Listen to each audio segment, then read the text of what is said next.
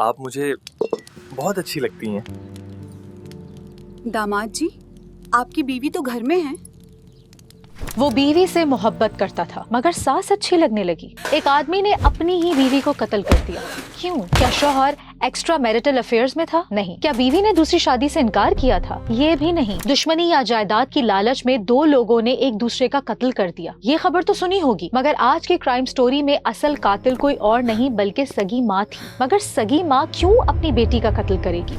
इन सारे सवालों के जवाब जानने के लिए कहानी को एंड तक देखना होगा। मैं हूँ कोमल अब्बासी और आप देख रहे हैं थिंक क्राइम की एक और थ्रिलिंग एपिसोड।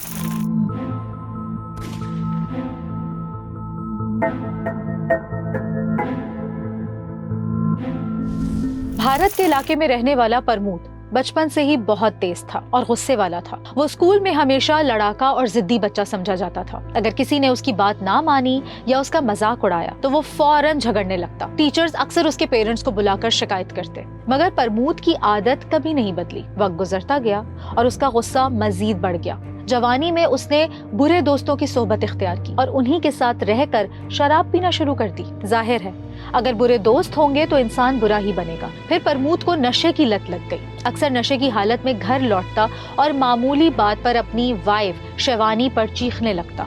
क्या कहा मैंने? सुना ही नहीं देता क्या? रोज रोज का यही नाटक है तुम्हारा।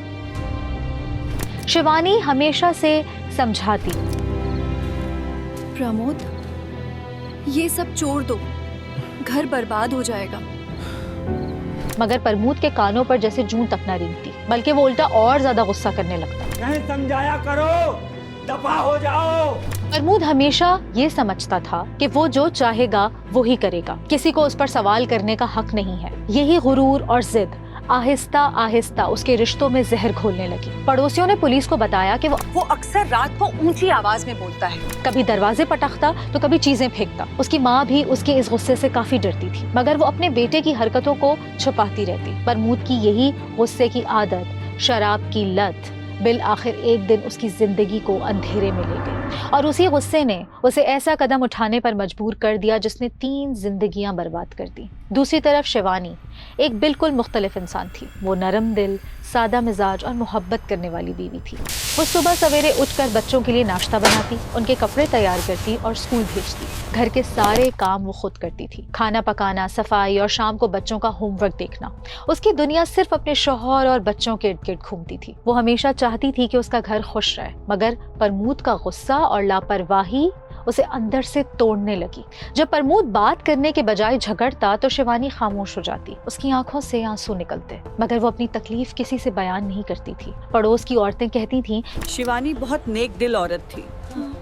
वो सबसे प्यार से बात करती थी, लेकिन अपने दिल का दुख कभी जाहिर नहीं करती थी। अंदर ही अंदर जैसे वो टूट रही थी, मगर चेहरे पर हमेशा मुस्कुराहट रखती ताकि उसके बच्चे ये ना समझे कि माँ दुखी है। शिवानी का ख्वाब बहुत छोटा था, बस ये कि उसके घर में सुकून रहे, बच्चे खुश रहें और प्रमोद अपनी बुरी आदतें छोड़ दे। मगर किस्मत ने उसे वो सुकून नहीं दिया जिसकी वो सच्ची हकदार थी। और फिर एक दिन कत्ल की कहानी शुरू होती है। भारत की रियासत उत्तर प्रदेश के एक छोटे से शहर कासगंज से।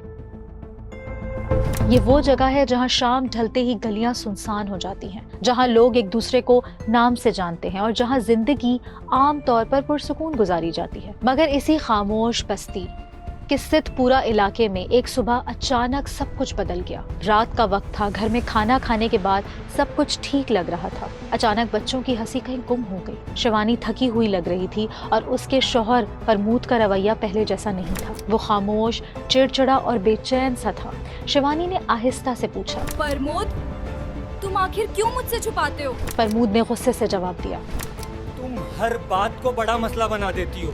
लेकिन कहानी यहीं खत्म नहीं होती। आखिर प्रमोद अपनी वाइफ से ऐसा क्या छुपा रहा था जो बाद में शिवानी के कत्ल की वजह बनी? इस सवाल का जवाब आपको मिल जाएगा। शिवानी की माँ और प्रमोद की सास, जो बज़ाहिर एक नॉर्मल सास बनती थी, मगर अंदर ही अंदर अपने दामाद से नाजायज ताल्लुकात चाहती थी। शिवानी की माँ का घर और शिवानी का अपना घर एक ही मोहल्ले में था। शिवानी की माँ का रोज का आना जाना था अपनी बेटी के घर, जिस तरह ये कोई नॉर्मल सी बात हो। मगर प्रमोद और उसकी सास में सब कुछ नॉर्मल नहीं था। घर के अंदर अक्सर प्रमोद के साथ बहुत करीब होती जा रही थी। जब प्रमोद काम से वापस आता तो वो उसके लिए खास खाना बनाती। मैंने तुम्हारे लिए बहुत अच्छा खाना बनाया है, आओ ट्राई करो।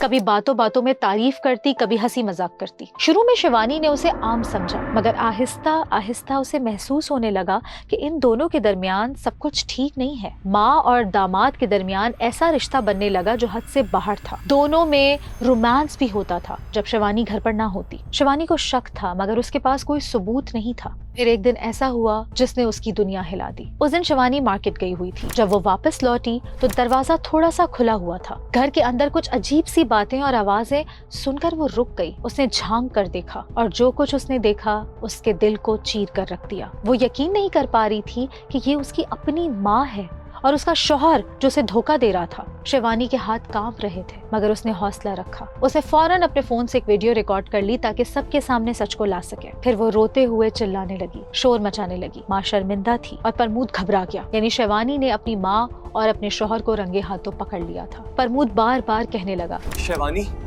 प्लीज किसी को मत बताना, ये सब गलती थी, बस एक बार की बात थी। शिवानी उस वक्त खामोश हो गई, मगर उसके दिल में ये बात बैठ गई। प्रमोद बाहर से तो माफी मांग रहा था, लेकिन अंदर ही अंदर उसे खौफ था कि अगर शिवानी ने सबको सब कुछ बता दिया तो उसकी इज्जत खत्म हो जाएगी। उसी खौफ ने उसके दिमाग में कत्ल का ख्याल पैदा किया। अब वो बस मौका ढूंढने लगा, एक ऐसा लम्हा जब वो अपनी बीवी को हमेशा के लिए खामोश कर सके। उसी सोच ने एक नए जुर्म को जन्म दिया, जिसने 3 जिंदगियों को हमेशा के लिए तबाह कर दिया। पड़ोसियों के मुताबिक उस रात घर से जोर जोर से आवाजें आ रही थी, कभी दरवाजा बंद होने की, कभी किसी के चलने की, कभी किसी के चिल्लाने की। शिवानी बार बार पूछ रही थी कि प्रमोद का अपनी सास के साथ क्या रिश्ता है, और प्रमोद उसे चुप कराने की कोशिश कर रहा था। दोनों के दरमियान फाइनेंशियल इश्यूज तो थे ही, बच्चों की देखभाल और घर की बातों पर भी झगड़ा शुरू हो गया। एक वक्त आया जब बात सिर्फ लफ्जों तक नहीं रही। रात का वक्त था, घड़ी में रात के 10:30 बज रहे थे। 6 अक्टूबर 2025। शिवानी ने बच्चों को सुलाकर किचन में बर्तन धोने शुरू कर दिए। उधर कमरे में प्रमोद शराब के नशे में गुम मोबाइल पर स्क्रॉलिंग कर रहा था। इतने में प्रमोद के सामने वो पिक्चर्स और वीडियोस आ गई जो उसकी वाइफ ने बनाई थी। ये वही तस्वीर थी जिनसे शिवानी को इल्म हुआ कि उसका शौहर उसे धोखा दे रहा है। शिवानी का दिल टूट चुका था। प्रमोद ने जैसे ही वो वीडियोस देखी वो गुस्से से पागल हो गया। साथ में बदनामी का डर भी होने लगा। उसने उसी वक्त फैसला किया कि इस कहानी को हमेशा के लिए खत्म कर दूंगा। प्रमोद ने करीब रखा एक भारी गुलदान उठाया और शिवानी के सर पे जोर से दे मारा।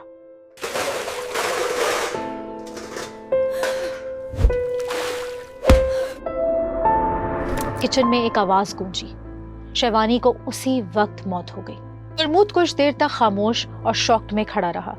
उसे समझ नहीं आ रहा था कि उसने ये क्या गुनाह कर दिया है। वो जल्दी से अपने खून आलूद कपड़े उतारकर एक शॉपर में छुपाने लगा और रात के अंधेरे में घर से फरार हो गया। कुछ ही देर में आसपास के लोग बाहर निकल आए। कोई रो रहा था, कोई पूछ रहा था कि क्या हुआ। सब लोग हैरान थे, बच्चे डरे हुए थे, पड़ोसी आपस में बात कर रहे थे। कल रात भी उनके घर से शोर आ रहा था, मगर हमने ध्यान नहीं दिया।